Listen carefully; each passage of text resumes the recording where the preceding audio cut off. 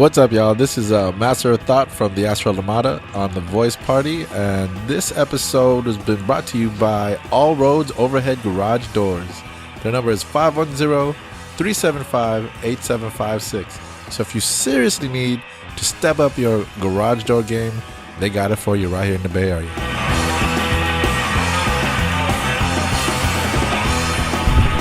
Hot topics being what they are. Did we start already? Yeah, move on. That's what I wanted to do when you didn't know.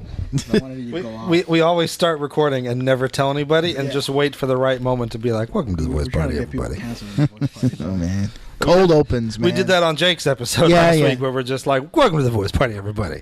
No, I know. And everybody's like, we're recording now. You see this? Cold opens. Can you turn mine down, please? Oh, you want to turn yours down? Oh, okay. All right. I thought he wasn't going to wear them. We have a very special guest today, guys.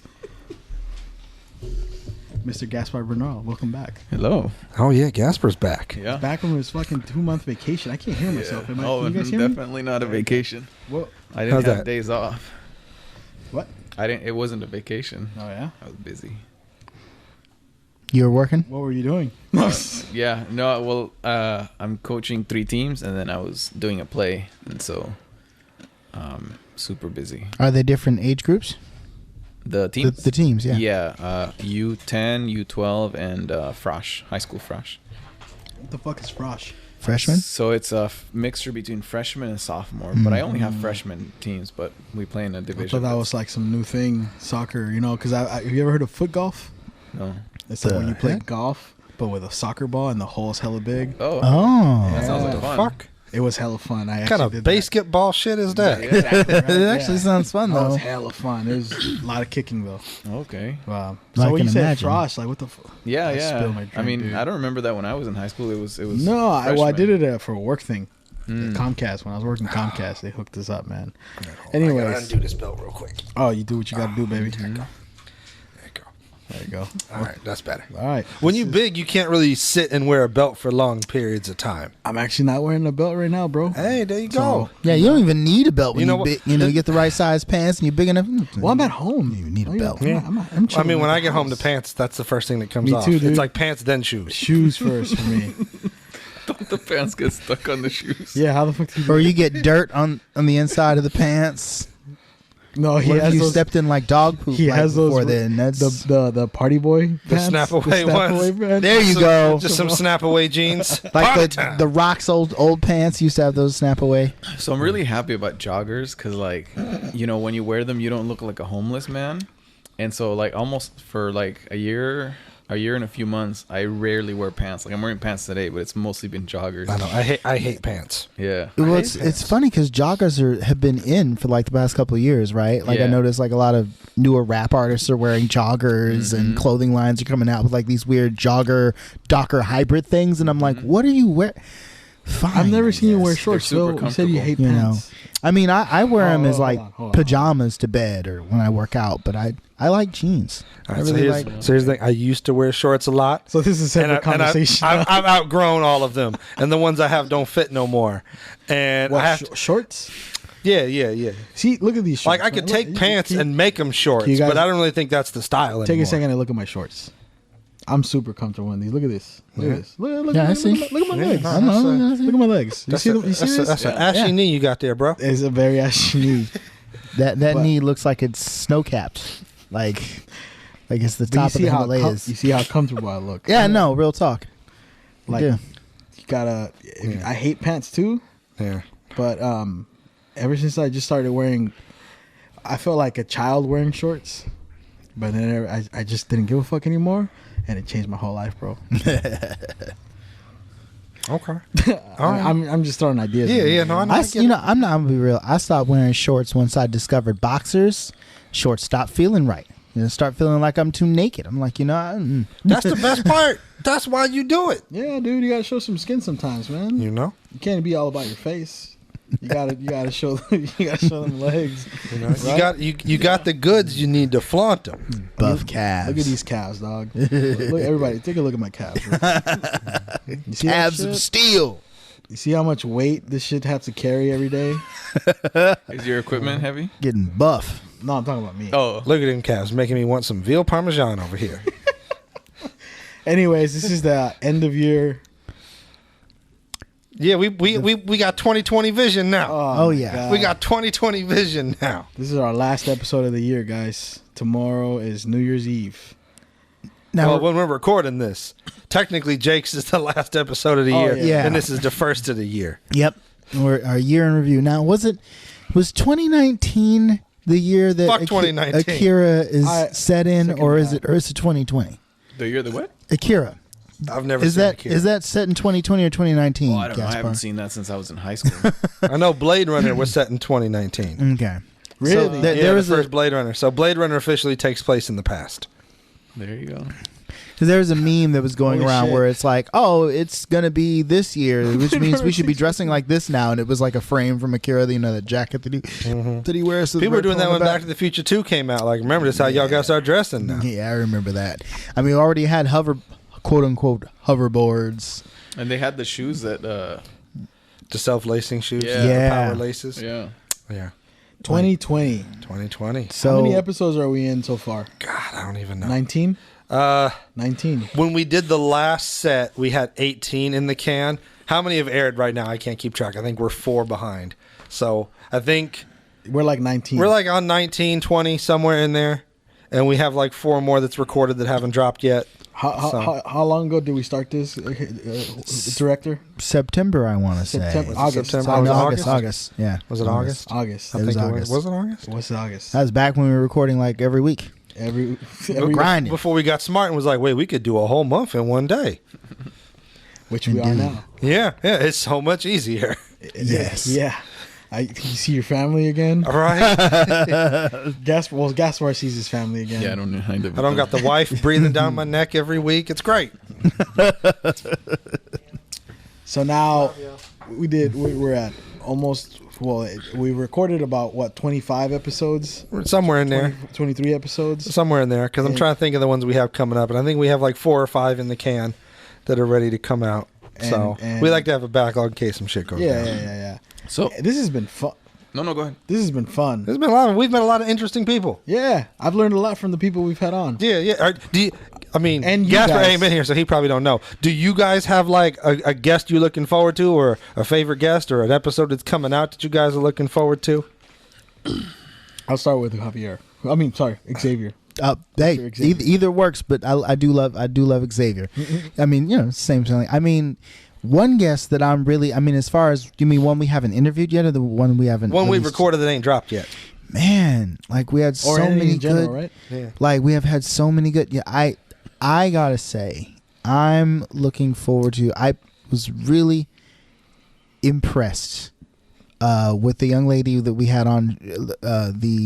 She's one of the owners of La Garage. Oh, never mind. El Garage. El Oh, Garage. my cousin. Yeah. Mm-hmm. Just her spirit and her I just want to build a business in my community. And the story was it feels like it was made to be like we could make this into a really good movie or like a modern Disney animated thing. Because that one guy, that Gaston guy, who was like, "I'm going through." We don't want to spoil. Oh, my nothing. bad. We don't want to spoil. The episode ain't dropped yet, but be on the lookout for that one.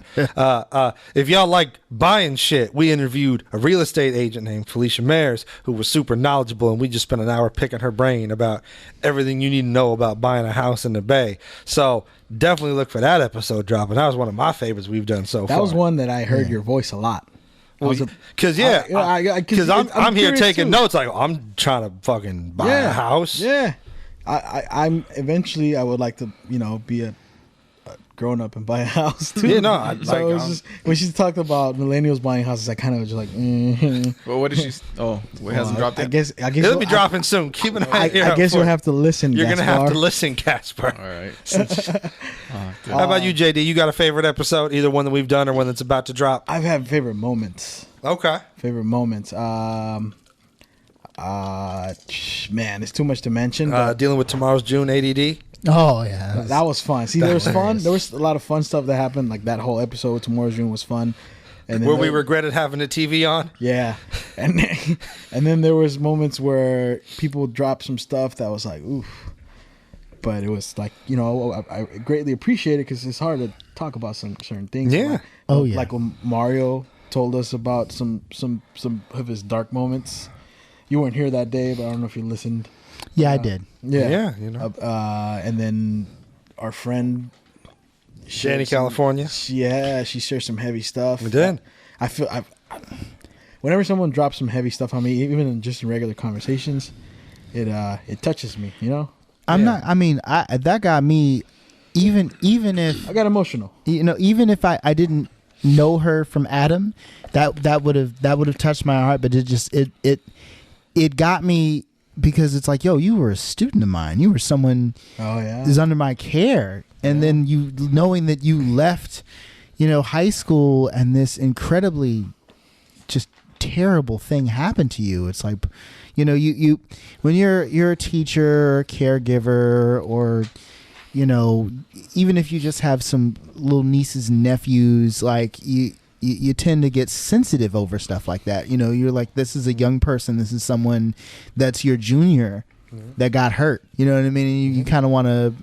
You can't protect the world. You can't protect everybody. But you're like, no, this is my kiddo. But you know what though? The important thing to remember is, despite of all the negativity we get, all the bad stuff that's happened to people, light always cuts through the darkness. Yes. Yeah. Kingdom Come Superman taught me that. That's true. Is the hope is the light that shines through the darkness. Is Phil okay today? That's I don't beautiful know. words coming out of Phil, What man. did you have before the? This is No, pizza. that's Yeah, that's true. true. I agree. You're shaped by your bad experiences and your good experiences. Yeah. Life is kind of like an EKG meter. You're going to have your peaks, you're going to have your valleys. You don't want a flatline life. You want it all over the place. So Yeah. you'll have some low points, but you also have some high points too. That's what makes life worth living. And that's what I liked about these episodes that we've had, where people drop some heavy stuff on us. We've kind of it kind of turns into funny again. Yeah. And Yeah. That's kind of what I take from. Yeah. Gasper, do you have a favorite episode? I mean, you've been here for some of this. Do you have a favorite episode? I'm just busting your chops, bro. No, I like all episodes the same. Really? You don't have a favorite? You don't have a favorite Yeah. guest? No, Such a diplomat. Dude. no, I enjoyed them all. I'm excited about the guests that we're supposed to have. That they're people that I know. Okay. But no, I enjoyed the whole thing. I love the Dante Clark episode, man. Yeah, I That missed that. I was looking forward to that one. I was looking forward to. I was also looking forward to Carlos, but he couldn't do it. Yeah. And like, what's our highest viewed episode? Is that the Evan. one with Mr. Go to Work? yeah. Evan. I can check the It's Anchor actually stats real quick. Yeah, Evan, and on YouTube. I'm going Oh, based on YouTube. you see, you go off of YouTube. I go off of Anchor. Okay. Mm-hmm. I mean, but I've had fun doing all of it. Yeah. No, even on Anchor, Evan's second one is still the highest viewed one, and then Richard's. Richard Salazar. He's the that was second fun too for me. Yeah. Oh yeah. We got a guest coming on that. Oh snap! 20% of our audience is from Canada. Oh shit! Shout out to Cat. Oh, Canada. We're drinking Canada Dry right now. Y'all That's produce Really? some of the best wrestlers that have ever hit the mat. Shout out to Canada. We should do something like to that kind of like go to Canada and hit up a Tim Hortons. No, I was just gonna say like do No. That's a great content. idea. I'll be down for some Timbits. We should Yeah. do content that appeals to Canada. I mean, we could definitely talk about some wrestling. We're up in fucking here. drinking Canada Dry, Like- dog. We are. Yeah, I'm matter of fact, I'm gonna go ahead. Oh, I pulled a Gaspar. Oh, I bumped the mic. It's happened so much. It's not even a Gasper anymore. It's just a thing that happens. It that's true because this happened with everyone. happens a lot. It happened It with me happens a lot, bro. Last episode. Yeah. Yeah. Yeah, but it doesn't hit. It's like we had this one friend in high school, and after we would get done backyard wrestling, or maybe in the middle of the show, we'd go off and break for lunch. And there's this spot like not too far from Phil's house called Putt Putt. It ain't there no more. It's not there anymore now. It's like El this, Dugan. That's a this- Tijuana taco place. Yeah. Good stuff. and like, but back in the day, you're hungry, you go, you get what you could, and he always got these nachos, and other people would order the same nachos, but you know what? The nachos were never as good as his. It was some sort of magical thing. Everybody's digging in his. It's like the running gag was like, nobody's nachos are as good as Nappy's nachos. Nappy's nachos were so good. Phil put a picture of the nachos up on the PWL roster for the website. Like, you look at the wrestling list of wrestlers, Nappy's nachos was fucking on there. So when I hit the mic, it's magical. Yes, It is. Yes, It's magical. yes. It's not like when we hit the mic. No, You do it with love. Yes. You know, they're like that, Yeah. that smile you got going on right now. If I Yeah. saw that smile on someone else, Yeah, man. it would be creepy. Yeah. Because I know it's you, you know. Yeah. it's still creepy, but you know, It's still creepy. Yeah. I So mean, here's the thing. This has been, so bad 2019 has been an interesting year to say the least. It's been a, Like, I feel like if this year could talk, its motto would be like, "But did you die?" Actually, speaking of that, so you know, Not- my dad lives in an apartment complex in Oakland, right? Mm-hmm. Turns out, like he turns out just it was like a few weeks ago, A few weeks ago. one of his someone who lived in the apartment, like in the same apartment complex, Same complex. died. And he didn't know this about this person until after they died. He was a professional wrestler. His name was George Wells, and he wrestled Jake the Snake at Oh, WrestleMania 2. Was it 2 or shit, 3? really? I gotta check. I looked it up. I googled it, but I was like, you knew that George Wells? And apparently my dad had no clue that he was a pro wrestler. And I'm like, that could have been so good. We could have had him on the podcast before he passed. We could have had him go to Work Fitness. My fault for not talking to my dad often enough. I'm sorry, Pops. Does he listen to the show? Oh no, I curse too much for me Okay, to let him good. listen to this Good. show. you should No. you should try not to curse one episode and But yeah, like George Wells died this year. That's the thing. So what I was going to say, though, is this with this year being as tumultuous and event-filled as it is, like, it's been a big year for everybody. Like, Yeah. all of us has gone through some stuff this year. You know? Like, a lot of like- pain. well, I was going to say, a lot of like, good stuff. I was going to talk about, like, career-wise. Yeah. Like, I was going to say, Joaquin, you know, we shot and dropped your music video, your single for Devil's Due this year. Yeah, that was huge. That's actually what started this whole thing, because that was the first time we collaborated with JD. Yeah, that really was the first time I ever, because I've been at the Go to Work Fitness recordings on the guest that I had. Yeah, and there, we did another thing years ago with Gasper. which is the first time I met you. Which is what made me think of you for this one, because I was like, oh, I worked with JD on that one. Yeah, Let me this see guy, if he's. he usually doesn't have shit going on. Let's hit him up, see if he's free. No, me, not you. right? Yeah. You know, and You've just been waiting the whole time. For I've just another been movie waiting to- for dude, what was it, 10 years ago? 2014? No, 2014. That's when it was. No, it was like 2013. 2013. 2013. Yeah. Holy Yeah, so that's like shit. 6 years ago. 6 years ago. Yeah. And then this guy and I started doing comedy again together this This year. This yeah. year. March. yeah, March.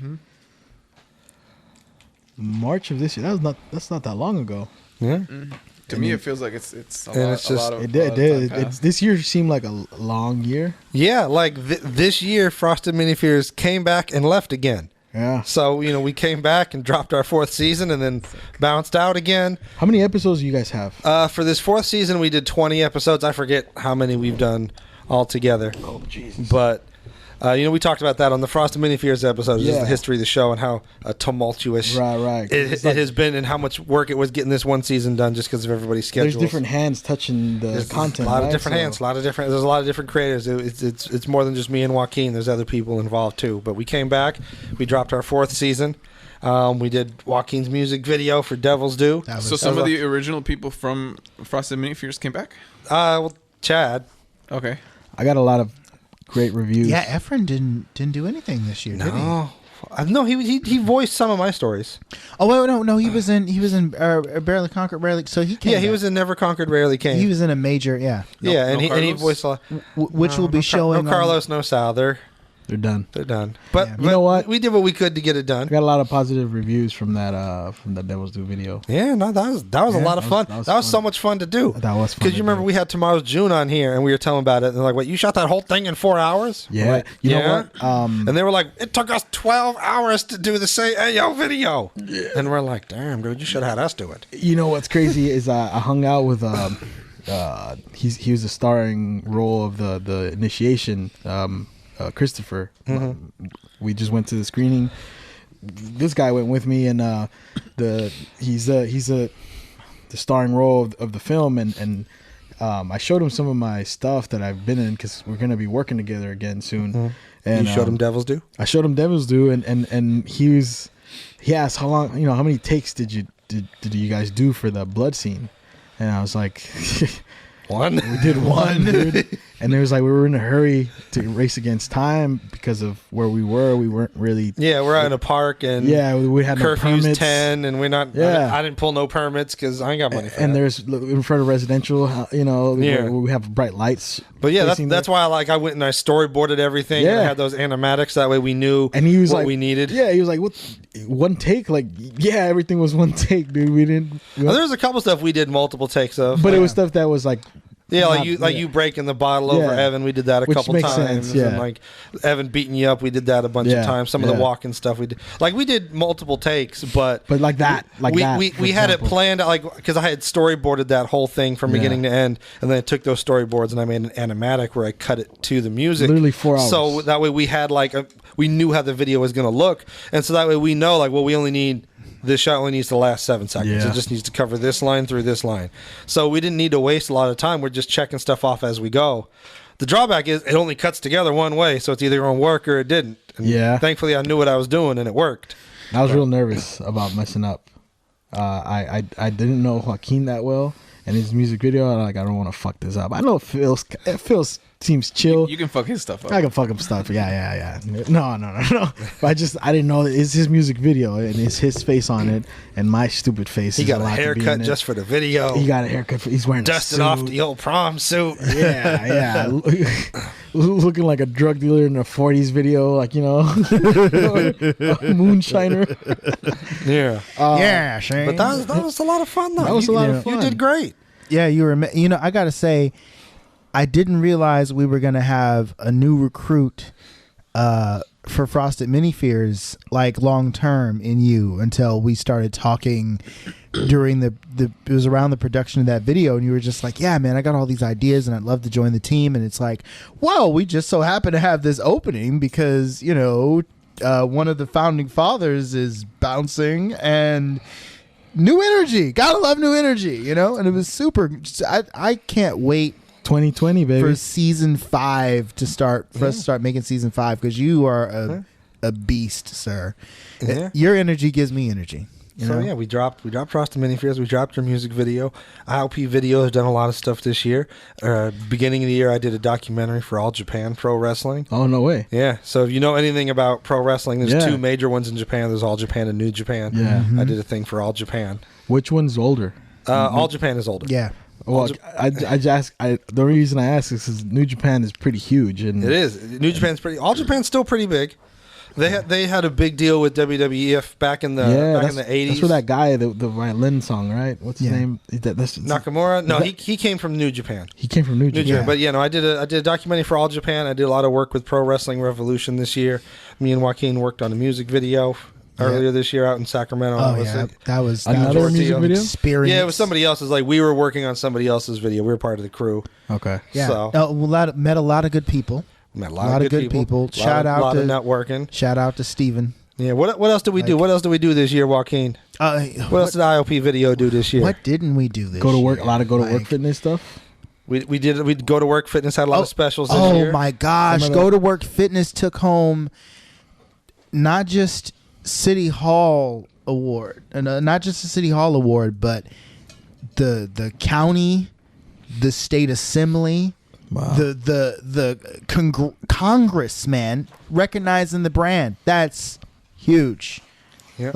That is, and our stamp is all over the Go to Work Fitness product. It's it's been dope. It's been a huge, great, prosperous year for IOP Video. We probably gonna have more stuff coming in. We always have more stuff coming. Oh yeah. Now, Gasper, you've had some big stuff this year too, right? No. You just had a whole play and everything you was doing. That's why you couldn't be on the show. He's like, no. Don't be bashful. No, I didn't do anything. Yeah, I did the play. I'm trying to put you over, bro. Thank you. Yeah, I did the play. It was. Well, no, hold on. You have had with your soccer, holy shit, man, you're winning all these awards. No. So I got 3rd place with. Don't be so modest. Okay, right, yeah. Motherfucker. Okay, so I got this group of. It was U10 girls. Yeah. I couldn't be there. I didn't know anybody, so they were like, "Here you go. Here's your team." I'd never met them. and we got third place. We were on top at some point during regular season, and then we lost the semifinal, but we won the third place match. And then I kept them. This was the outdoor season in the summer, and then I kept them for indoor, and so we're still doing indoor right now. And then I had the U12 and then the Frosh team. The play was it was a modern take on A Christmas Carol, and so it's the same story, but today it takes place today, and so I was the ghost of Christmas Future. And it was a lot of fun. It was a lot of fun to do. And you did it with your daughter. Yeah, she was in it. She's an orphan. She comes and asks Scrooge for money, and then Scrooge scares her, and she runs off the stage screaming, and everybody was like, "Oh my God, how cute!" As you do. Yeah. Hey Phil. It was. Yeah. It was tough, having a kid at rehearsal. It was 4 weeks of rehearsal. With your daughter. No, it was only 2 weeks with her. But how was that though, having your kid and something you like to do like there? You don't have to get a babysitter. You just bring her. Well, it was tough because like I try to let her do whatever she wants. I'm never like, sit down, stop running because you're a girl, nothing like that, right? So, but now we're in rehearsal, we're in a theater, and she needs to sit down and be quiet, and she didn't have that skill, and so like I was like, the first day I was embarrassed. I was like, oh my God, nobody thought it was. Did you yell at her? No, I didn't. I didn't yell at her, but I was like, maybe I shouldn't bring her back. Like you're fired. Yeah, seriously. Sit down. You're fired. Any other production, I imagine would have been like, go sorry. your pudding. Yeah. But then I was like, the director specifically asked for her, so let me try it again. And if it doesn't work out, it doesn't work out. There was another little girl doing the same role, so I was like, this other girl can probably do it. Every day she would like quit the play, like supporting father. 3 yeah I'm fucking with like you. 4 times a rehearsal she would quit the play, she would start crying. She would anyways, it's tough to work with kids with acting, huh? Yeah, especially because rehearsal would go from 7 to 9, sometimes 9:30, sometimes even 10. So they don't have that 10. The other little girl was like really good at it. She could sit there the whole time, but mine couldn't. Because she's just normal. I'm just kidding. And then you started doing comedy again this year, which is good to see because I see you cranking out new material. Yeah. And like very disappointed. Not disappointed. Well, I can say that about myself too. It's just you're good at it. You should be doing it. You know what's frustrating? I think I might have said it in the podcast. Is I love soccer. Yeah. I love acting. Yeah. I like stand up, but you guys say that I'm good at stand up. Nobody says I'm good at acting. Nobody says I'm good at soccer, and so it's a bit frustrating. Because you want that to work out. Yeah. Yeah, all these other things like soccer and shit. Because I put in time to those things. Yeah. Stand up, not really. But yeah. But that it's funny. Like you were talking about what it was like to work with your daughter. It reminds me of this article I read recently. They interviewed John Stamos. Revelation here, back on Full House, he was the main one going back to the producers, begging them to fire the Olsen twins because they were so little, and children are notoriously difficult to work with in film and acting. You have to be really gifted to get a child to follow that kind of direction, unless the child themselves are unusually gifted in that regard. And the Olsen twins are no different than your average kid. Like they had to bribe them with candy. Nice. To that, even to say the simplest line, like "You got it, dude." It's like they had to give them gummy worms or Starburst or whatever in between every take. Like you did your job, because paying you money isn't good enough because you're not at that stage where you understand that intangible green is coming. So here's a gummy worm. So he begged for a long time, and they actually got rid of the twins for like an episode or something, and it didn't work. Like they tried to work with another set of kids and it just wasn't hitting right, so they had to bring the Olsen twins back. And and good on you for recognizing like where she is, what she has in her toolbox, and what she can handle and what she can't. Excellent fatherhood, sir. Thank you. Excellent fatherhood. I did learn a valuable lesson because my instinct was, I would tell her, I was like, if you behave, you have to behave, be quiet. Otherwise, you're not coming back to the play. And of course, I was setting her up to fail. And so I was like, you know what? I got to stop threatening to not bring her to the play because this is important to her. Just like eating, just like exercising, just like resting. This is important to her. And so I started doing other things. And I don't know if this was correct or not, but I started saying, she loves hanging out with my mom. She loves my mom more than she loves her parents, right? And so what I started doing was, if you do all these things correctly, if you say your lines, if you're quiet when you're not on stage, you get to hang out with grandma. That's called emotional extortion. Right. No. It's a reward. I'm kidding. It's a reward. No, well, the other thing, It's good. the other thing That's was fucked like, up. the other thing was like, I'll take the tablet away, because the tablet, let's be honest, like that's not really great for your development, but the kids love it. They love being on the phone watching videos. They love the tablet, and so yeah, I had a little girl in my team. Her mom was like, you can do indoor if you get good grades. Well, she didn't get good grades, and now she's not playing soccer. It's like she's probably at home on her phone or on TV, watching TV or something. It's like that's what you should have punished the kid with for bad grades, not exercise. Like we need exercise. Yeah, It should be a regular thing. Yeah. Like a master splinter over here. Yeah, something we need in our society. This society, we need exercise. And so speaking of acting, y'all did some acting thing, right? Oh, yeah. Initiation. That's another There one. you of go. those Yeah. Y'all got yeah. initiated. Tell about getting initiated. Oh, dude, you know what? We so I actually just got to see it last Sunday with Joaquin here, and so I was an extra. We were both extras, but I had a little bit of more responsibilities with You did some consulting, from a what little I bit, understand, right? but in bringing in a few other people, someone that I brought in actually got a actual role as a kind of important role, and Casting and recruitment. yeah, and Amir was really happy about that because I was able to pull in quite a bit of a group of guys in very last minute, and Sounds like somebody needs some production credit on that. oh no, I think he did. I think if I'm not mistaken, he told me he actually. I mean, I don't even need it.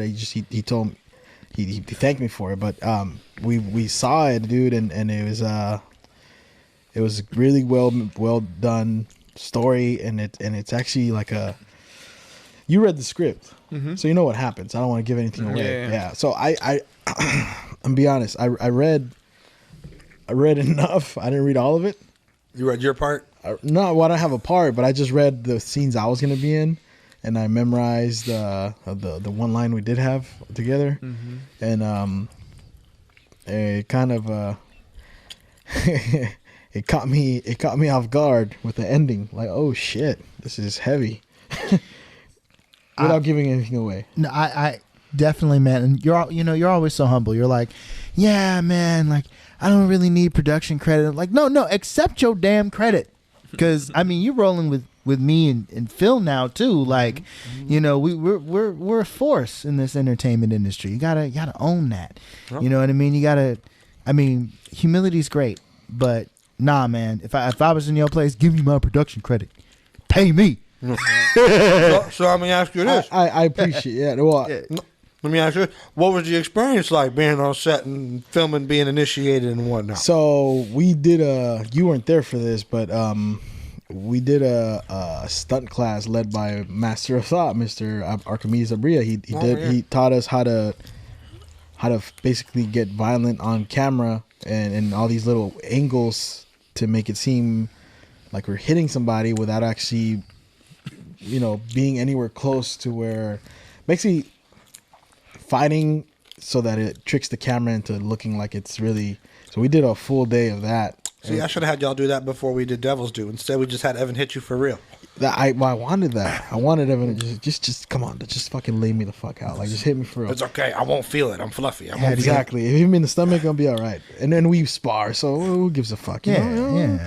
But no, we the thing is, see, that was just me and Evan. This was like what, 12 guys, 8 guys, 9 guys, jumping a dude on the floor on gravel. Yeah. Yeah. And he looked hurt. Yeah. Because even just laying on the gravel, fucking Christopher is a tough fucking kid, man. Yeah.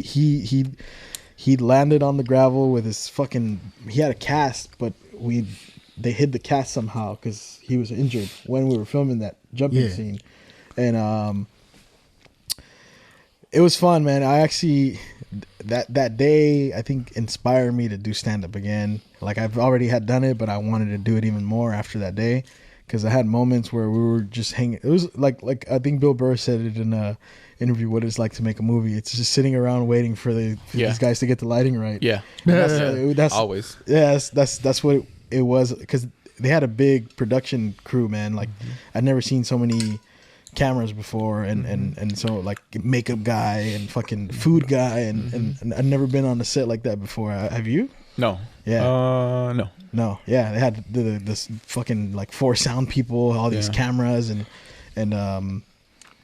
the director was all serious, and like, you know, Amir was like just, you know, like very focused, and There's a green screen setup that they're not even going to use. you're right, yeah. And we had a wardrobe room where we all got in there, and it's funny because when you see Gaspar went in there like this, and then All nerdy looking. yeah, and then he got in there, he put on this beanie I bought, and he came out in this Cholo Gaspar, though I've been sending you guys pictures of. Cholo Gaspar came out, and it was just like, oh, who the fuck is it? Amir said it. Oh my god, I didn't recognize you. And if you look at those fucking pictures, he looks horrifying, dude. Looks like he just did meth, and he's looking to steal something from your fucking car.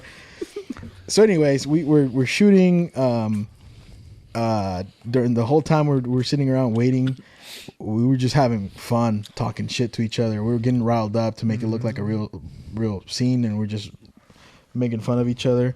And now I'm gonna stop this now because you guys are too distracted. I'm listening. We're listening. I'm fucking with you. I'm just eating while I'm listening. Look, it takes a lot of neck muscle to turn it. I'm just looking straight forward. I'm getting distracted myself. That's You why. know? Oh, okay. Yeah, they took Friends off Netflix, so we switched to How I Met Your Mother. Yeah, We- exactly.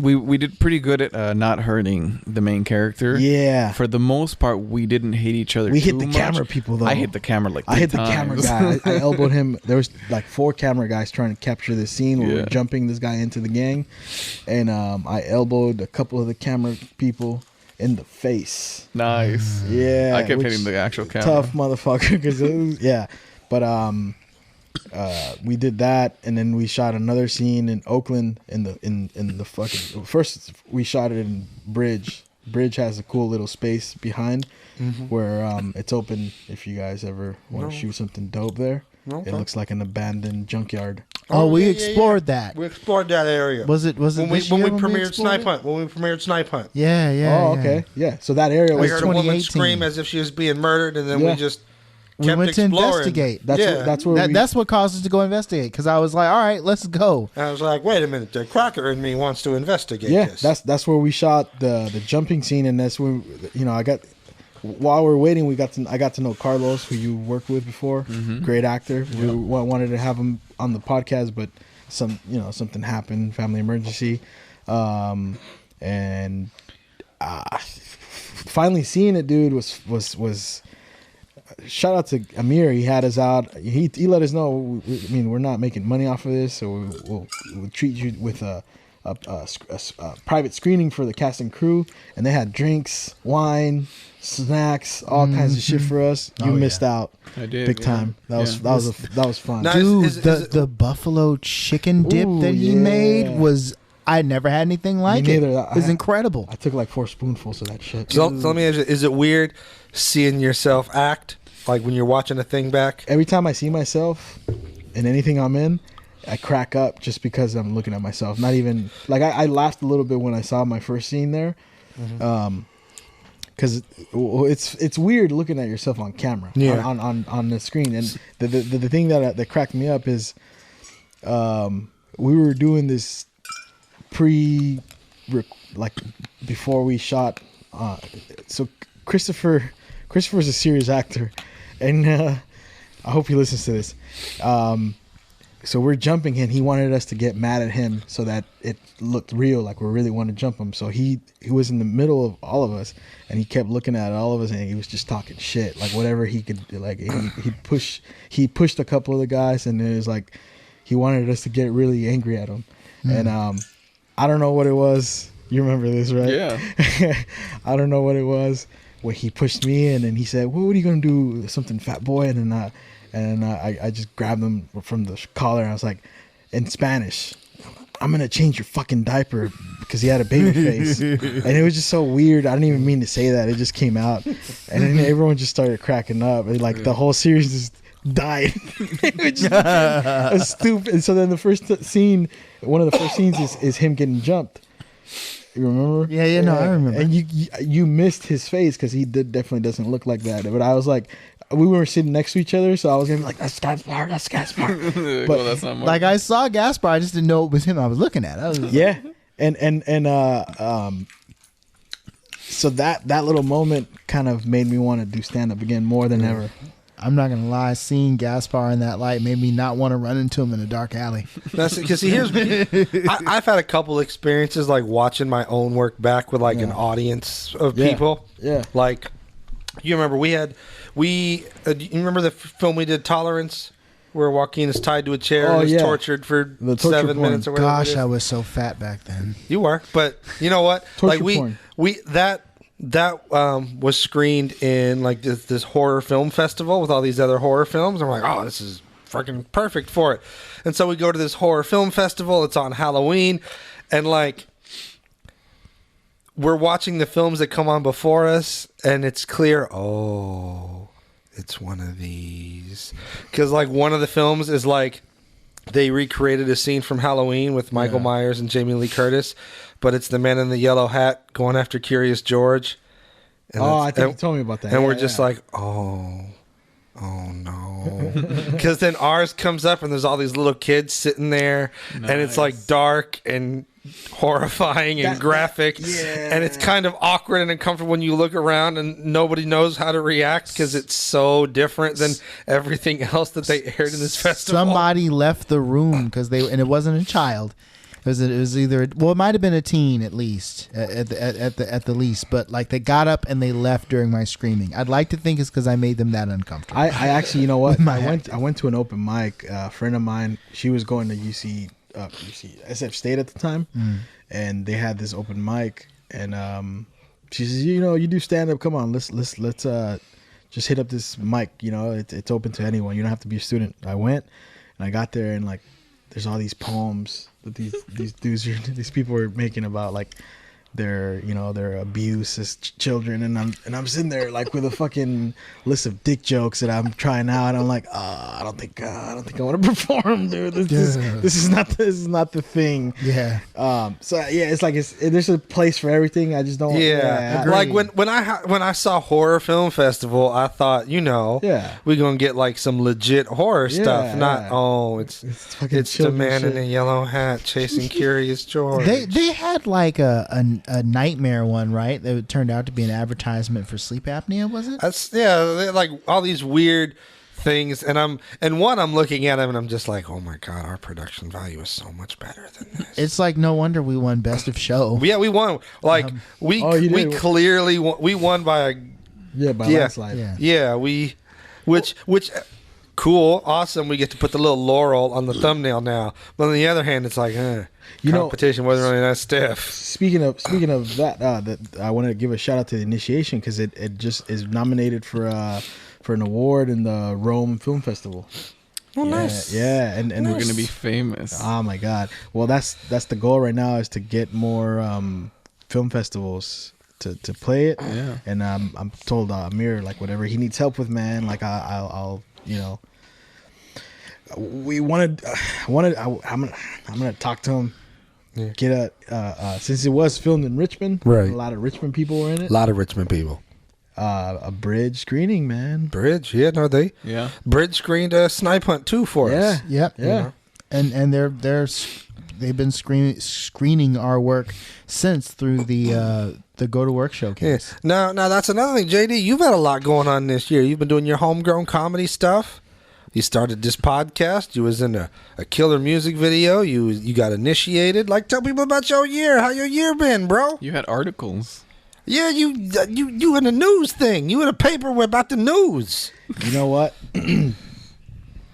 It's been a bittersweet year, dude.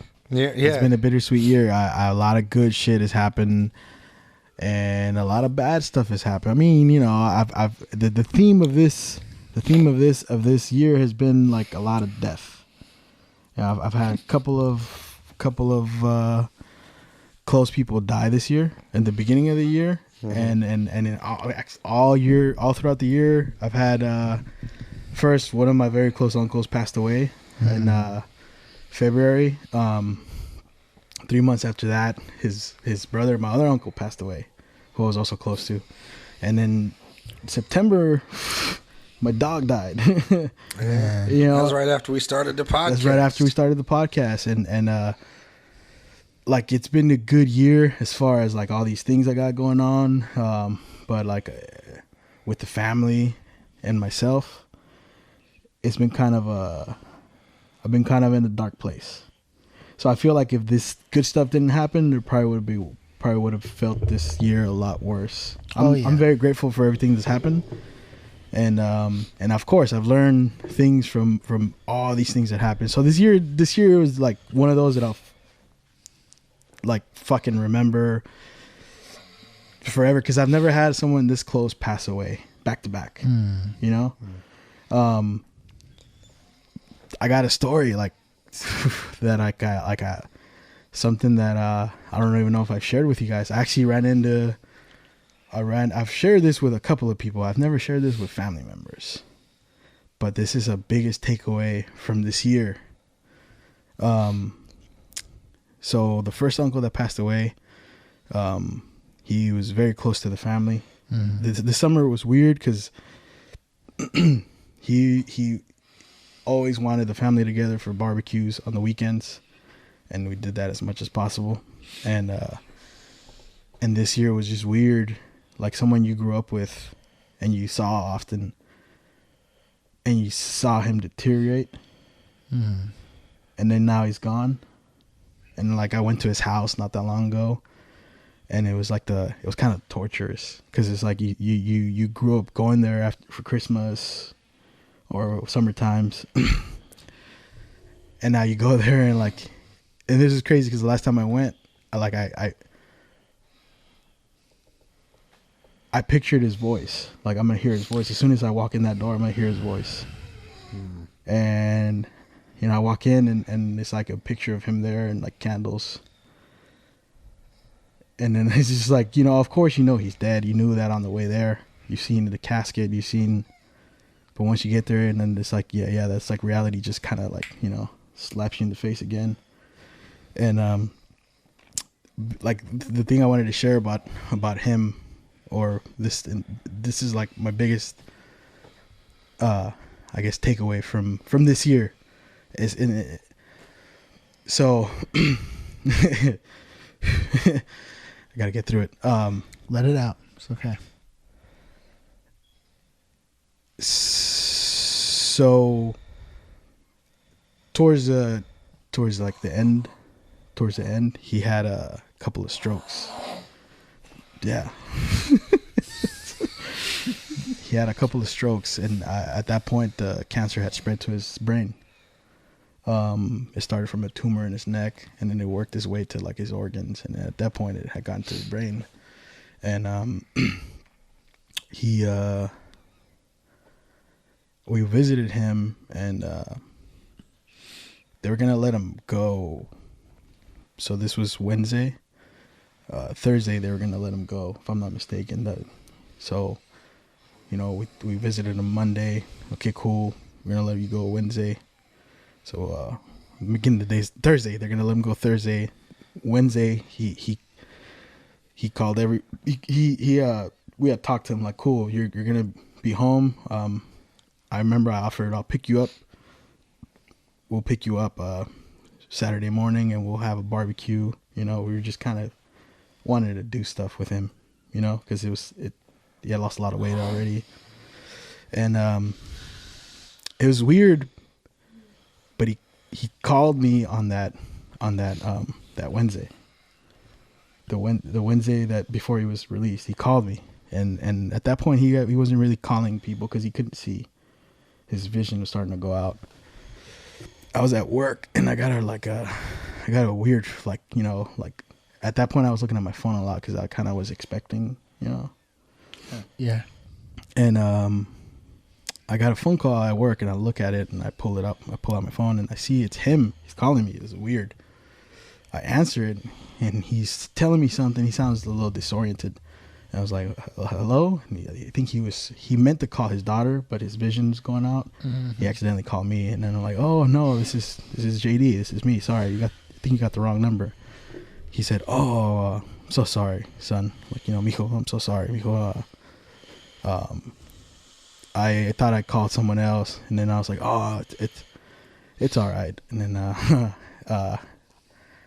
he just like, what are you doing? I was like, oh, I'm at work. And then he said, oh, okay. I don't want to take too much of your time. I hope you're doing well. I was like, yeah, you too. And it's funny because I just saw the Love Ceci film, which was directed by the guy we're having on, J. Francisco Lopez. And in the film, there's something about, you know, this one dude, like he had this feeling he wanted to tell his girlfriend before she was murdered. Yeah. He wanted to tell her, like he just saw her and they said goodbye to each other. And he had this like urge to say, I love you, like out of nowhere. It was just like a very weird thing. And he did. And it was like, it just felt different. And at that moment when he called me and he said, hope you're having a good day. I had that urge to tell him like, I love you, you know. I never really do that with my family members, but I had the urge to tell him like, I love you. And I didn't, cause I didn't want to seem cheesy. I didn't want to seem like, you know. Yeah. Like you didn't want it to come off like you. Like a little bitch, you know. Yeah. I didn't want to say that, but I mean, you know, there's, you know, I mean, you know what I'm talking about. Sometimes the good Lord, you know, I'm a person of faith, but sometimes I do believe that God pushes you to share important things to people at certain points in time. And I think that was one of the moments where I kind of like, I wish I could have, because that was actually the last time I talked to him. The next day where he was going to be let go, he went into a coma and then he passed away that night. And,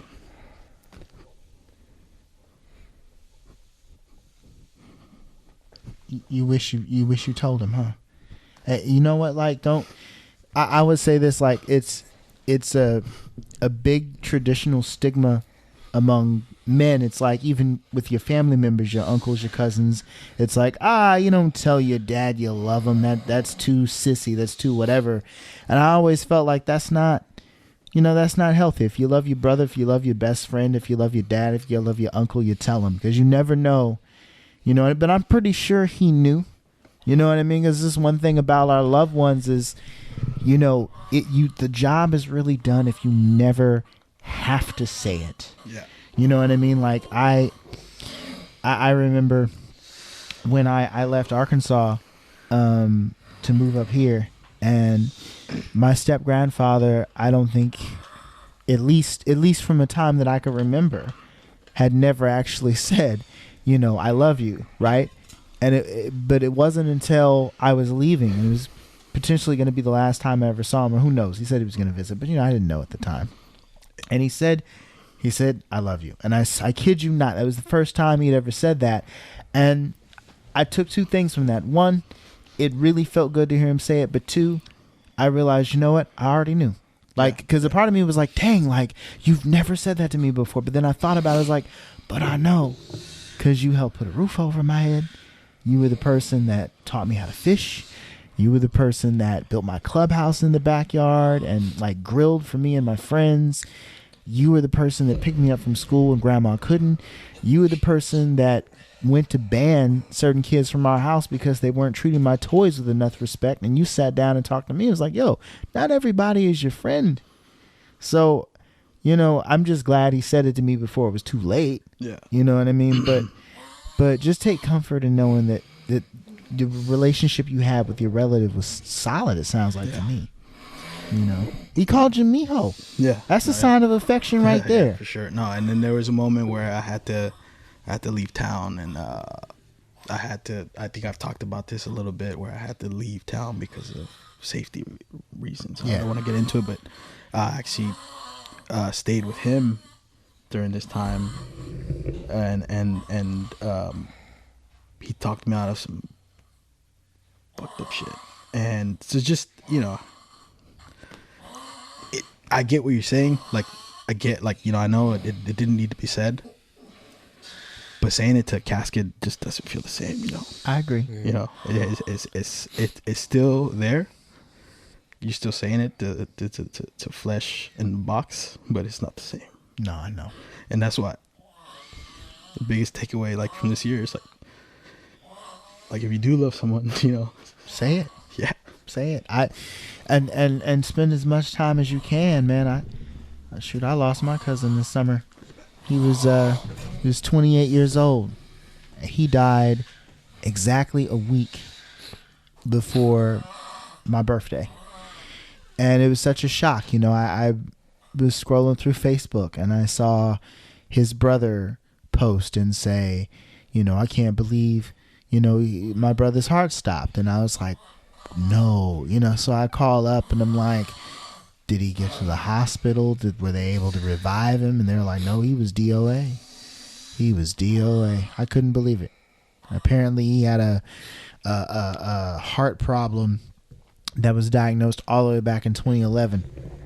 And he was supposed to see his doctor about his heart in March. But the thing is, he had a baby coming, and he was so excited about that baby. Apparently, this is how he spent his last day.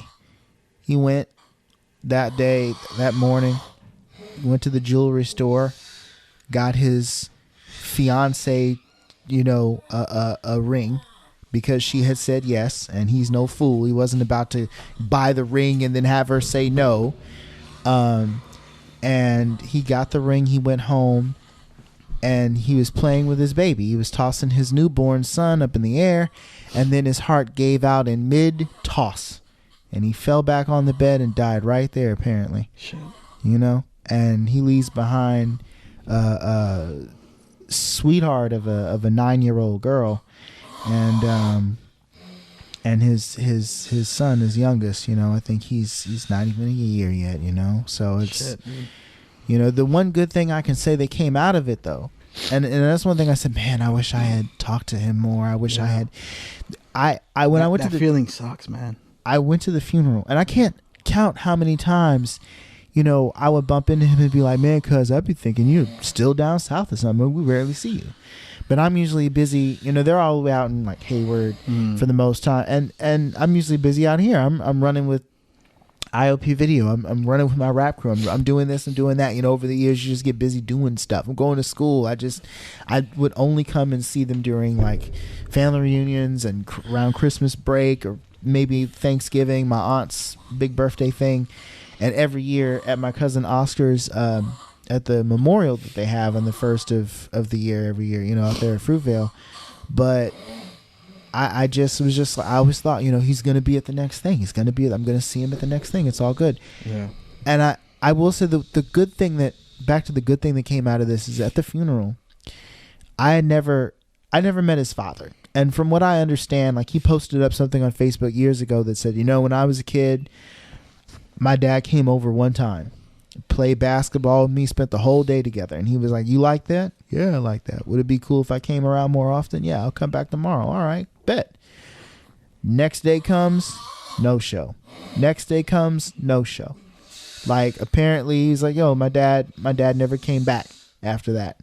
And there he was at the funeral. I didn't even know that was him until one of my aunts said, yeah, he was there. And trying to make connections and stuff. And looking just as, and I remember how he looked. He just looked so heartbroken because this man who hadn't been in his son's life got to hear all these stories about how my cousin really valued family. Mm-hmm. Like his niece was talking about how he was her favorite uncle. Talking about how you were always so nice to me. She told the story about how one time, he had a broken foot and she had taken his crutches and tried to like walk down the steps with him, and then she fell. And rather than be mad at her, he just laughed and was like, "Yo, you all right?" He would, pick her up when she was in high school, when she was having arguments with her mom or something, and then just take her driving, and they would just talk about life and joke around. And she's like, "You know what? Like, you were my father figure." Essentially, is the direction it went, because she didn't have her dad in her life like that. And you were my best friend. You were everything. And here, the minister said, I only had limited interactions with this young man, but I've sat down and met with complete psychopath. And yeah, my cousin was troubled. He had some run-ins with the police. But he said, "Look, I've sat down and met with psychopaths that'll shoot you today, go home, eat a sandwich, and think nothing about it." That was not this young man. He was like, this man, is a working man when he died, trying to get married, take care of his kid, and clearly his kids, and clearly valued family above anything else.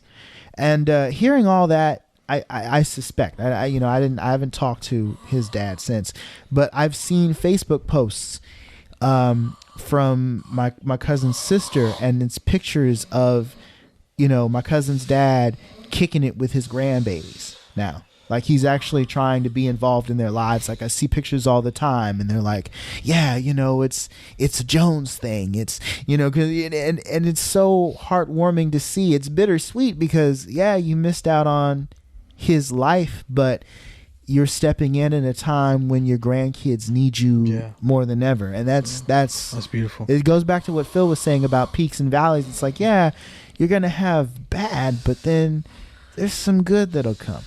And back to this, like, on that note, sorry, dude, I had to step out for a minute. No, it's all good. Shortly after his death, a few months after that, my other uncle passed also. And I took a lot from this uncle was already sick before my other uncle got. This other uncle, the first one that passed, he turned 79 before he passed, and before he got cancer, he was still jogging.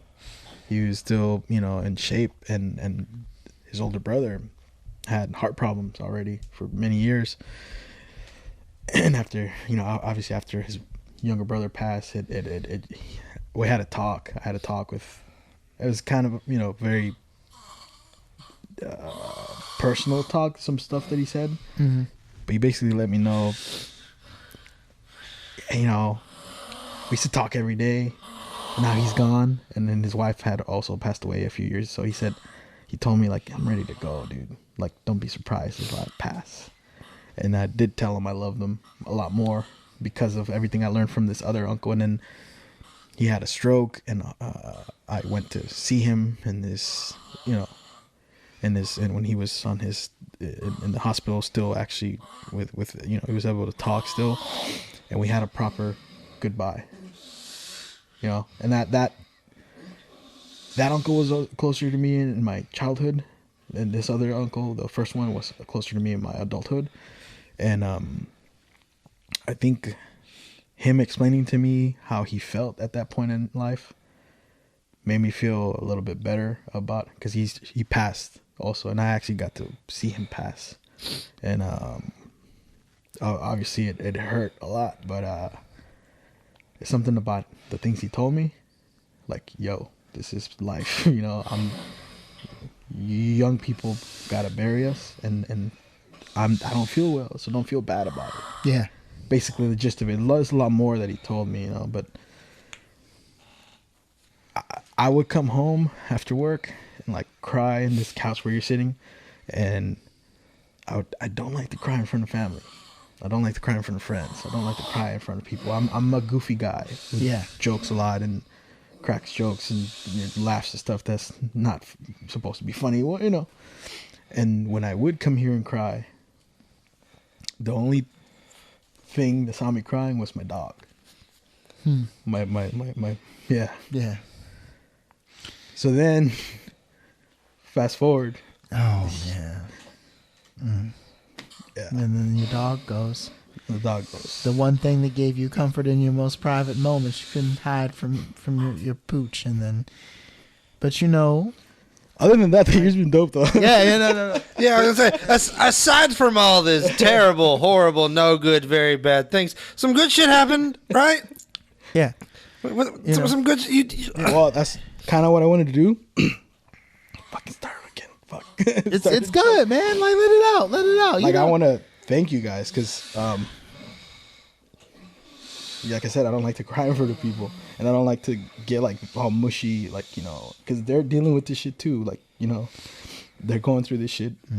Like I'm going through it, probably even more because some of them are closer. Like my mom, you know, that's her father figure. You know, her older brothers were her father figures at this point in her life, you know. Yeah. And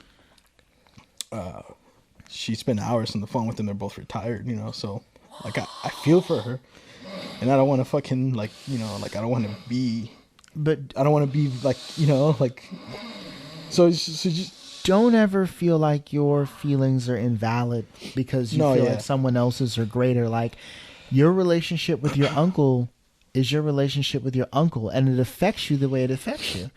You know, like some people get it twisted and they say, well, I don't have the right to feel this sad about losing cousin so-and-so. I'm gonna be honest, I internalize shit, dude. All shit, not just this. Everything, you know, like in a certain way, and it comes out different ways.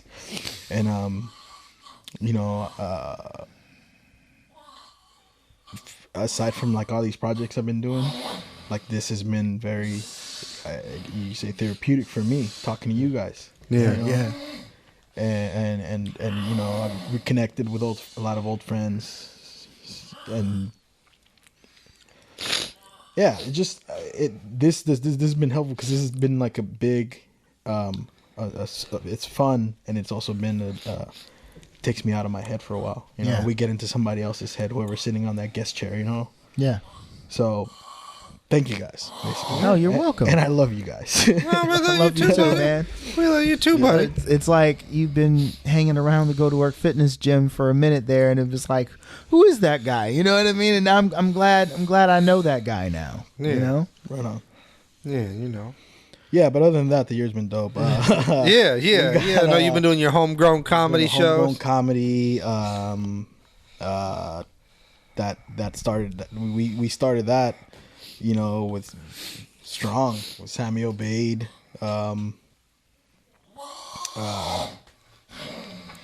We got some pterodactyls here in the studio. I mean, sorry, sleep guys. apnea is real. The initiation was something that was a lot of fun, you know, to be part of. That, and then prior to that, that was last year, but I did a film, The Announcement, and I was involved with that too, like helping cast, and that's what kind of got me to want to do more. So now initiation was like a second chance to do that again, and then from there we just went on with you guys, and then Jesus Cruz with the Running Chef Productions. And there's other stuff that I don't want to talk about yet because it's not going to happen. I want to talk about it until it happens. Yeah. Wait till it happens. Oh, yeah. Wait till it's a done deal before you start telling people. Yeah, no, there's some other stuff that's in the works that you Yeah. know, that was talked about this year. That's like, fuck, okay, all right. And then the podcast, I mean, Yeah, no, the podcast has been fun. We've met a lot of interesting people. We've had a lot of fun. Yeah. Heard some great stories. there's some dope stories, Yeah. some stuff that I listened to, like it helped me out in my shit, you know? Oh, yeah. Yeah, so just, and aside from all that, I mean, you know, I'm in a different career now, personal life, you know? Yeah. Yeah. That's been very helpful. Met some dope people that one in particular that I want to have on the podcast in my current job. So it's just, you know, I've been just seeing opportunities everywhere with like the more people I connect with. There's like every chance you go out there, there's an opportunity for something dope. So Oh yeah. we have a whole new year ahead of us to do this shit again, and already 2020. 2020. Jesus Christ. I got some awesome people lined up for the podcast that I'm super excited to talk to. Yeah. One in particular, which they told me to give them a date, and I just did. I'm just waiting on them. I went to go see them. It's a band called Quien Sabe. Oh, nice. Awesome band. I listen to their album every day. But yeah, that's been 2019 for me in a nutshell, dude. That's nice. Yeah. It's been a lot of pain, but a lot of fun, and a lot of, it's over tomorrow. It's all over tomorrow. Thank God. Yeah. It's been an emotional roller coaster like never before, man. Yeah. But I mean, Kind of went crazy at one point. yeah, but I mean, there's some big things coming in. Some of the friends we've made on this podcast have big stuff coming in 2020. Oh, yeah. I know Sinister Intruder is going to be dropping new music next year. Yep. A new season of Go to Work Fitness is probably maybe going to come out next year. Of course, more episodes of The Voice Party. IOP Video is going to continue to do our thing next year. IOP Video is blowing up, dude. We trying. Trying. If you out there and you trying to make some shit look pretty, hit up IOPvideo.com because we will make your shit look pretty. Well, you know what? Man, I can't wait for our first feature film to drop. Man. IOP Video is working on a documentary that I'm excited about. Yeah. More.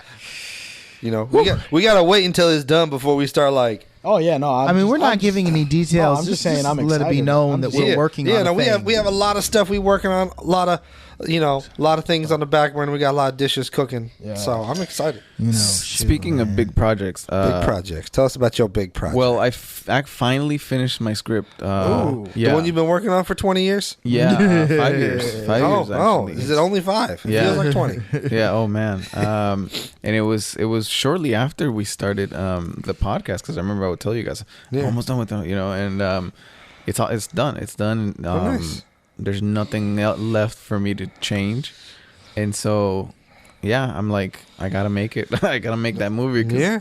I mean, if you ever need to collaborate, IOP Video. Yeah. We'll give you the hookup. Yeah. You've helped us on stuff. We got no problem helping you on stuff. We've collaborated in the past. Yeah. Yep. So, if you need yeah. someone to hold the lights, someone to hold the camera, if you need an actor, Yeah. you need a script supervisor. Yeah. We can provide all those things. Yes, Yeah, and you yes, know. and yes. But this is gonna be a big thing. So it's 87 pages, which would be close to 90 minutes. Yeah. It's about a Probably. page per minute. Yeah. It'll Is that be. how it works? Yeah, if you format roughly. your screenplay in like traditional like screenplay format, it comes out to about a page per minute. Yep. Well, I'm way off. My guess is it'll be around 100 minutes. Right.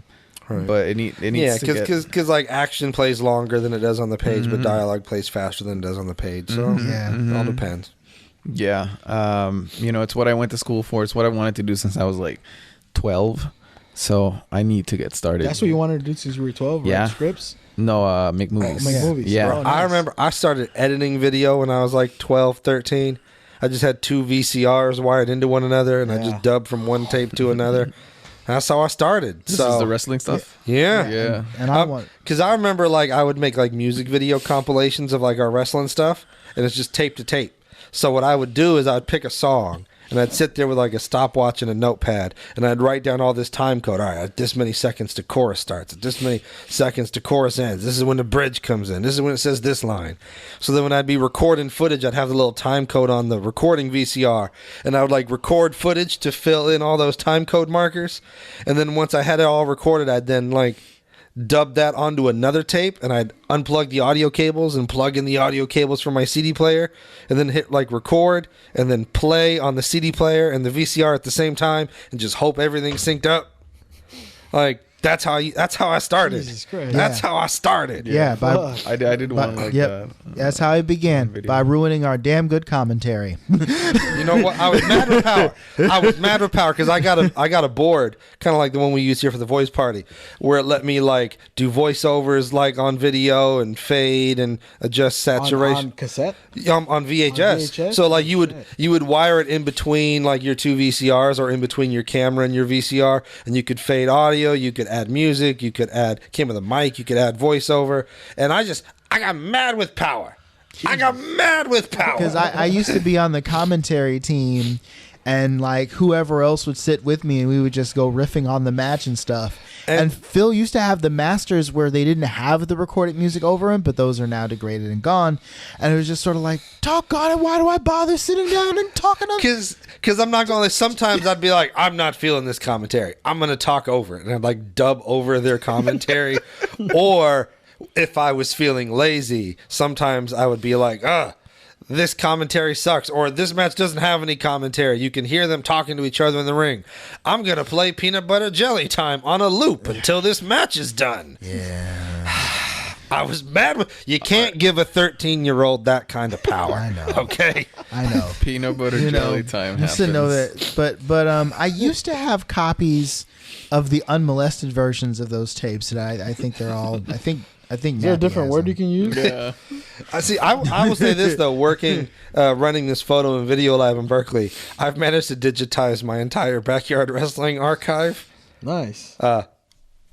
For free, which is great. Yeah. Because there ain't no way I could afford to pay for 72 hours of footage to be digitized. Nah. Does it take how long to do it? Like you literally have to play It's done in real time. It's done in Shit. real time.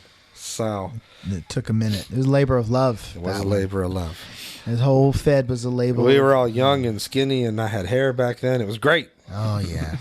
One more thing that I want to say real Go quick. ahead. Go ahead. Go ahead. This year, This year. I got involved with people that are doing things that I want to do, like you Right. guys. Yeah. You want to do us? No.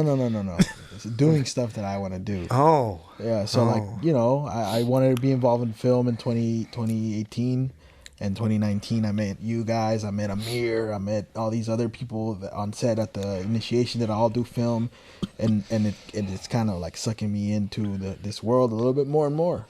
I've never really had like people that I would sit around and talk about writing scripts. Like that's what I appreciate about fucking Gaspar over here when he does hang out with us. You know. Yeah. Yeah. No, when we can definitely. bribe him into actually showing up to I work. know, I had to Too fucking busy, guys. Bring Sorry. a puppy. Man, yeah. You get to cuddle with the puppy. Yeah. Come. It's motivation right So there. that's also like a big takeaway is like just be involved with people that are doing the shit that you want to do, and it's gonna just bring you into what you want to do more. So some things I wrote down a list of some things that I want to do that I've been wanting to do for a long time. One of them is improv. I know I talked to Xavier about it. Yeah, I don't know how I'm gonna go about it, but I have to make that happen. Got to, man. Yeah. And I'm down. I need to Down like keep, Jay Sean. I need to keep my acting muscle flexed at all times. You know what I mean? Yeah. Because if you don't use it, you lose it. Yeah. Right. I also wanted to try improv, even though Okay. Some stand-up comics told me it's a waste of time. But Did they say why? no? My guess is that they didn't like it. They probably didn't like it. I don't know. I kind of wanted to give it a shot. To me, it's basically working out for acting.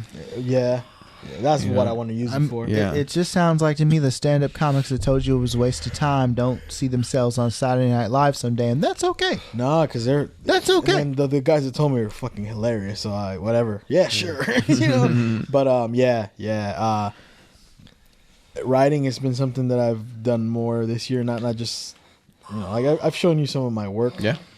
Yeah. And I've never shown anyone anything I've written. This is the first year I ever did that. Like show someone something I wrote. And it was Gaspar because he sent me his script, and I was like, I'll show you the beginning of my script, but just keep it hush. There you go. I mean, I very Keep it on the low. no, it's just like it's like super personal. Like I don't know how I feel about sharing this. You know what I'm saying? Yeah. It's very like intimate. Yeah. No, I get it. Yeah. I think it's easier for me, not that I've, to like be in a room naked full of people. I've never done it. You've never been in a room naked with people? No. Here's your chance, buddy. Well, one person at a time. The point is, so no orgies. no. They never let me in. But I've shared my writing with people, and it's horrible. It's just a horrible feeling because like every single thing you did wrong. Stand up though. See, I felt that way when. I feel like stand up wasn't as hard. See, I know what you mean because I felt that way when we screened Snipe Hunt at Bridge.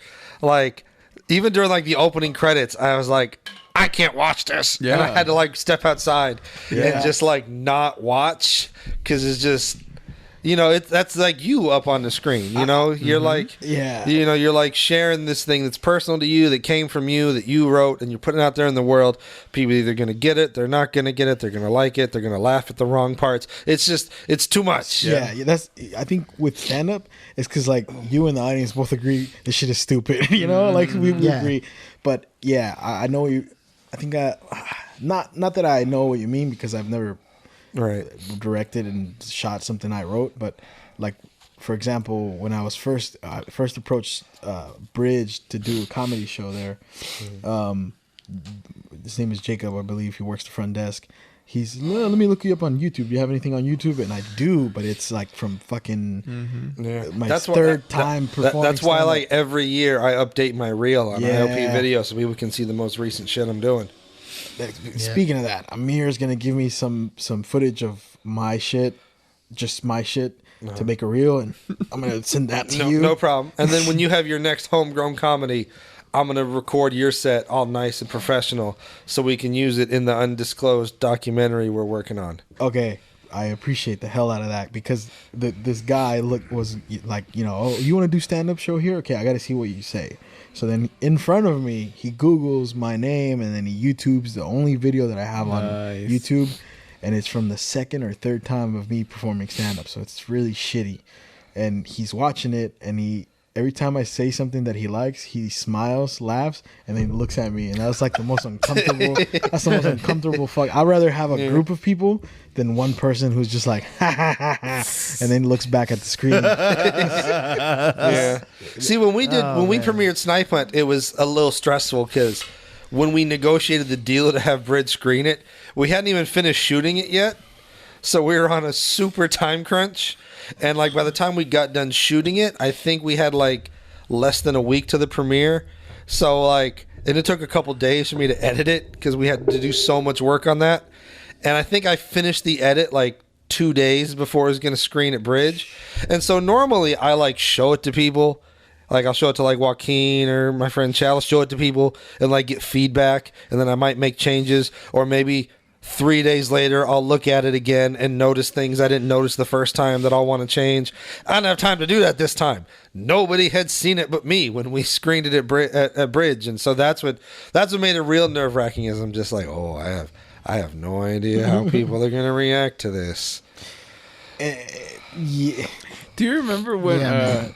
when we did the zombie thing where you guys met? Yeah. So I think I don't know what you're talking about. Yeah. I remember that. JD was the main character. I had about a day or two left before it had to be done, and I was like, "How fast can you edit?" Yeah. And I was like, "I forget. I don't even remember what you said to me." But I was like, "Well, here you go. Yeah. Thank you very much." And I gave you a bag of Cheetos. So Yeah. thank you. So here's what was crazy is because I had shot it, you had directed it, and then I was going to edit it, and then I was under the impression that you were then going to tweak my edit or do color grading and stuff, and you were editing in Final Cut, and I hadn't used Final Cut in a while, so I had to like teach myself Final Cut 10 as I was editing your music video. Yeah. Like the whole reason I learned it was because of working on your thing, and I remember when we were shooting it, I had asked you like, "Well, this is supposed to be a music video. What song are they dancing to?" And you were like, "Well, I haven't picked a song." Oh yet. my God, I'm such you a can miss. pick out a song," and I'm just like, so you just had everybody dancing to like a click track. So then not only am I having to teach myself how Final Cut 10 works while I'm cutting this together, I now have to find a royalty-free song that we can use that's not going to get copyright flagged, that happens to match the tempo and dance number you choreographed. And I remember like I cut that together and I handed off my project files to you, and then I never heard back. And sometimes I'd like run into JD like out in the wild, and he'd be like, "Hey, what's going on with that music video?" And I'd be like, "I gave it to Gasper. I don't know. Ask him." You know what happened is so I ended up putting it in it was I think it was a class. It was either a class or it was a class project. And then I was like, how the hell do I upload it? I'm trying to upload it to YouTube, and I just couldn't figure. I suck at that sort of thing, especially like now I do, but like I just couldn't figure it out. And so I asked a friend I had a class with. I was like, hey, how do I do it? He's like, immediately he's like, oh yeah, just give me your password and give me the video and I'll do it for you. I was like, no. Yeah. And he's like, okay, well, I'll just upload it to my own account. I was like, why is it? I was skeptical, but I couldn't figure out how to upload it, so I just let him do it, and he gave me the link, and then I lost the freaking link, and so it wasn't until years later that I uploaded it to my own account, and I think I shared it with I know I shared it with him. Yeah. And he was like, don't ever talk to me again. I didn't say that. I just said, never attach my name to this ever. He was like, please don't tag me. Please don't tag me. But now I appreciate it because it was fun to make. And you know what? Our friend Kiwi, God rest her soul, was in that. And yeah. Yeah, no, like it was a fun experience. I had a good time cutting it together. Had a good time working on that. Sorry, guys. I had to step out to No, it's all good. to grab. It's all good. But you know what? If it wasn't for that music video that I did with you guys, I never would have had the thought to reach out to JD because we were going to go with somebody else for Devil's Due, and a scheduling thing we couldn't get them. Whoever that person was. But like a scheduling thing happened, we couldn't get them. Yeah. And so okay. we had like a limited window, and I was thinking, and I was like, oh, I did a music video with JD a million years ago. Let me. He knows Evan. Let me reach out to him, and then the rest is history. You know, and it's, you know, it's understandable. I mean, the man had a lot going on. I mean, but I will say the person that we were originally going to cast, I mean, his footprint is on that song. He made the beat. So, yeah. That's why we were going to do him because he okay. made the beat. But you know It what? worked out for me. It worked out great for you because now we're having a voice party every Dude. week. Yeah. Yeah, Good and like through this, we've gotten other stuff. We have. We're gonna yeah. we do a live recording at an event. Oh, that right. We were invited That is to coming for up. this next year. We got. Is the Anyways, date confirmed for that? Yeah, I'll let you know. Oh, okay. Yeah, it is, but I don't know it yet. Right. He's got a lot of stuff bubbling in the future, man. I mean, I'm a father again. Oh yeah. You got a new dog. You got a new dog. Yeah. But yeah. So we've been going for about an hour and a half. I think we'll wrap it up. This 2019 has been a tumultuous year. We've had a lot of good. We've had a lot of bad. Hopefully, the good outweighs the bad. It definitely will. At the You end. know. At the end, I'm happy. you And know? then with 2020, we're gonna be building our empire. yeah, You know, it's gonna be huge. we got a lot in store. You excited for 2020, Gaspar? Yeah. There's I can hear it in your voice. No, I can hear the excitement. There's things that I've been wanting to do for years that I'm like, they need to get done. yeah. There you go. You know, Yeah, there's more pressure now. Not pressure, well, but like it helps. I'm excited to do it. it helps to write them down. That's the thing. I never write them down. Yeah. And months later, I remember I was like, oh yeah, I wanted to do Yeah, that. I'm super forgetful. So Yeah, and Google so- Assistant gets me through the life. I've started writing them down, and so that helps. And I'm just like, okay. I also need to. One thing that I'm like, I gotta put a calendar on my wall because that'll make me accountable. Where it's like, Yeah. what did I do for 30 days? 60 days. I can look at it. I can be like, okay, I can use these 30, 60 days to do one of the things that I wrote down. And if I don't, it'll be staring at me for a whole year. Right. That's a good having deadlines, like you said. Yeah. Speaking that's of good. deadlines, one last announcement that I gotta make. Oh, you got another announcement to make? Yes, I signed up to do something I've never done before. Mm-hmm. I'll be running, walking a 5K in March to raise money for the homies at Urban Tilth Oh, nice. All right. and to promote a healthy lifestyle changes. So that's that's something I've never done before. There you go. That I'm gonna do, and it's gonna be in Oakland. So that's my announcement here today. All right. Well, Yeah. good. If you need someone to stand at the finish line and hand you some Gatorade, I know 3 people who would be down. Oh yeah. Hand me a beer, and then I'll really run. No. All right. How about you, Joaquin? You looking forward to 2020? You got anything big planned for 2020? I mean, I'm gonna be fingers crossed. No, ain't no fingers crossed. You doing it?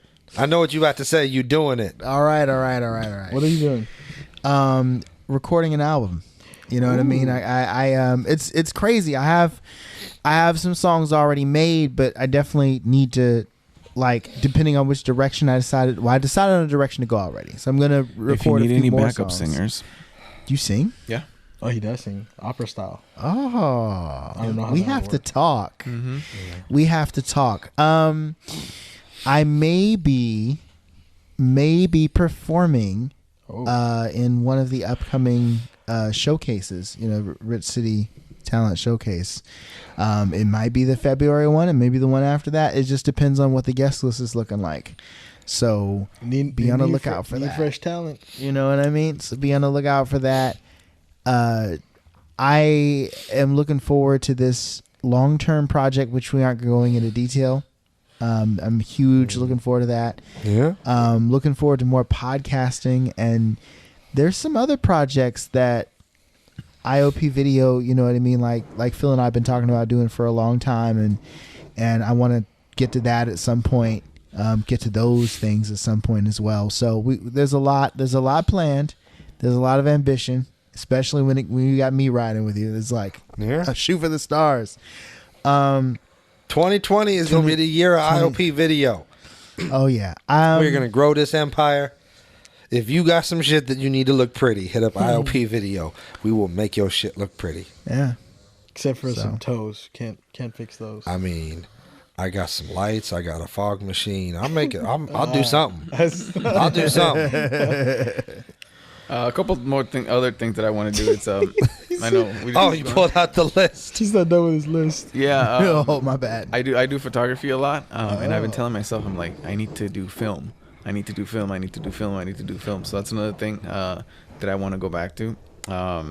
I don't know if you guys are familiar with it too. I'm sure you are. Mm-hmm. You get this magic with film that is sometimes harder to do with digital. Yeah. And so I want to go back to. I don't want to leave digital. I just want to do both. Is that it? Is that it? He actually does have a list. And I want to do these little projects with my kid. She loves acting, and so I just want to do these like funny skits with her. Okay. You know what? You could dress her up like Baby Yoda. You could dress up as the Mandalorian. We could do some stuff. Yeah. How would I get the costumes? I don't want to just buy something at Party City. I mean, I just watched the Mandalorian finale today, so okay. I got it on the brain. I still gotta watch that. It's good. Add that to your list, dude. Watching the Mandalorian. When we got together and we were like, "Yo, we're gonna do a year in review," I was like, "All right, what were the biggest things that happened this year?" And Endgame, man, I was gonna talk about, but that's okay. That's the subject for another time. I didn't mention this. I'm sure this is the last one. I didn't want to talk about this. Mm-hmm. I didn't even post on social media.